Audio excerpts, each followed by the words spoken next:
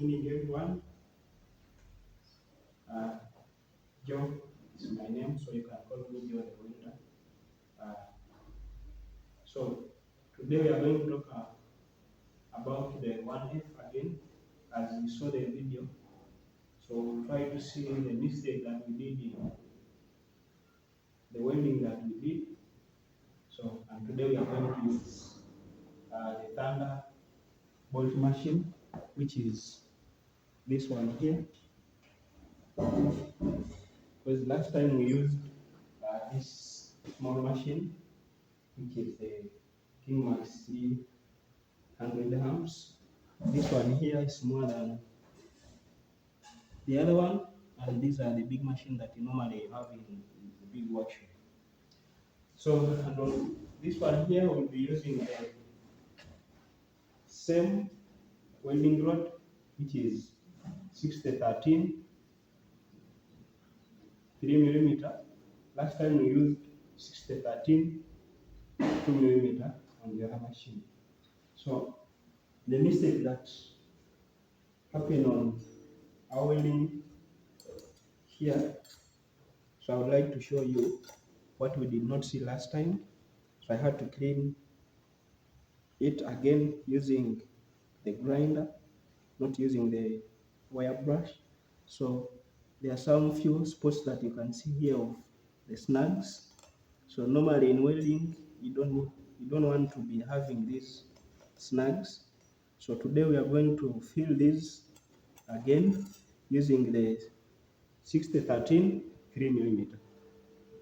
So and the chipping hammer, like I said last time, every time you switch your welding rod, you need to tap and clean so that you don't have these snags that you're seeing here. And one thing that I did not talk about is this chipping hammer.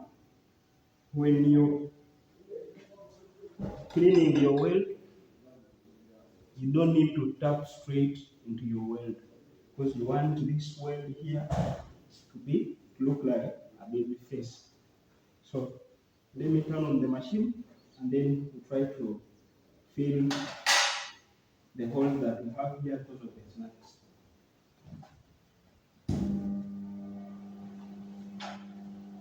So 6013 is what I'm using, 3mm.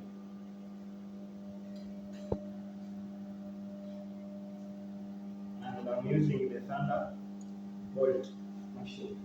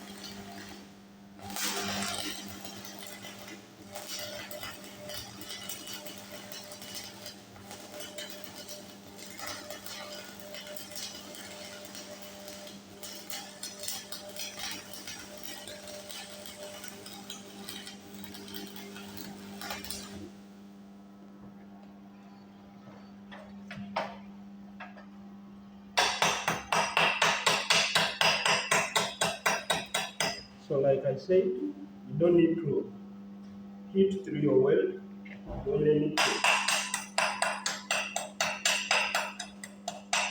take what I'm doing here. I'm cleaning up the snap and see how my weld.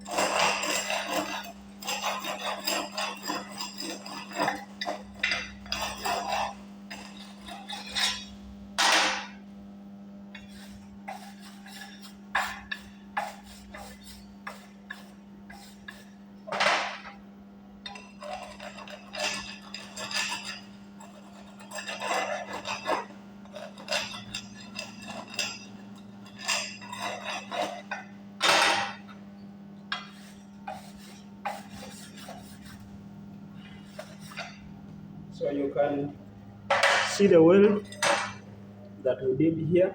So we used 6013 3 mm. So this is what you want to see. Like I said, when you're chipping, you don't need to go through the welding rod. So because you want to, this weld that you did here has to look like a baby's face. Because in welding, uh, we don't do body filler and sand. So with the thick metal, you only need to weld it properly so that you have a nice weld. So this is the weld that we have done today. And then in the next video, we'll talk about more about the undercut and how you can have the undercut and what makes you to have the undercut. Thank you. Have a good day.